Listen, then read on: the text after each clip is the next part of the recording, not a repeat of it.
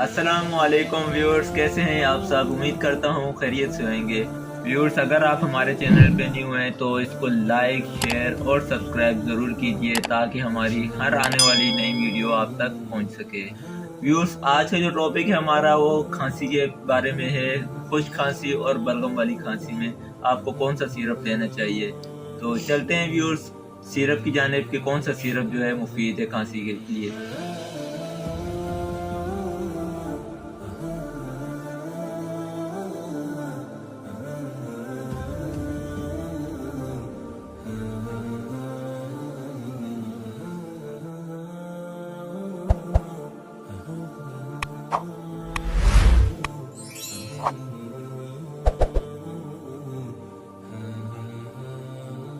Views, आज हम बात करेंगे कोफर सिरप के बारे में जो बेहद मुफीद है और एक हर्बल प्रोडक्ट है और मल्टीनेशनल कंपनी का है। इसमें 3 वेरिएंट आते हैं। एक कोफर ड्रॉप हो गया, दूसरा है कोफर सिरप और तीसरा है कोफर सिरप। ये सिरप हर किस्म की खांसी के लिए मुफीद है। खुश्क हो या बलगम वाली खांसी हो तो उसमें आप ये इस्तेमाल कर सकते हैं। तो सबसे पहले मैं आपको बताता चलूँ कि सबसे पहले हम बात करेंगे कोफर ड्रॉप के बारे में, जो कि 6 माह से 2 साल के बच्चों के लिए है।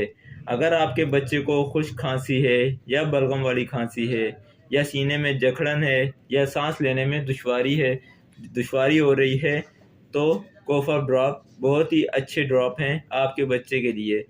अब हम बात करेंगे इसको इस्तेमाल कैसे करना है। अगर आपका बच्चा 6 माह से 2 साल तक का है तो आपने 8 से 10 कतरे दिन में 3 टाइम देने हैं जब तक आपके बच्चे की खांसी बेहतर ना हो जाए। और इसके बाद जो चलते हैं कोफर सिरप की जानिब।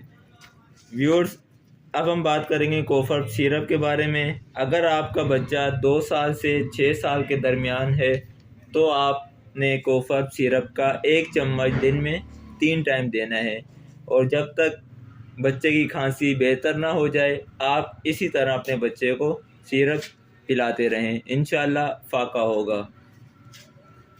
अब हम बात करेंगे कोफर प्लस सिरप के बारे में। अगर आपके बच्चे की उम्र 6 साल है या उससे बड़ा बच्चा है तो आप इसको कोफर प्लस सिरप दें। कोफर प्लस सिरप की डोज है 2 चम्मच दिन में 3 टाइम देनी है। 3 टाइम 2-2 चम्मच देनी है जब तक खांसी बेहतर ना हो जाए। कम से कम 2-3 दिन तक आप लगातार देंगे तो इंशाल्लाह अफाका होगा। और है मल्टीनेशनल कंपनी की व्यूअर्स, बहुत अच्छी प्रोडक्ट है। खुद भी इस्तेमाल करें और दूसरों को भी मशवरा दें। व्यूअर्स, यही थी आज की हमारी वीडियो। उम्मीद करता हूँ आपको पसंद आई होगी।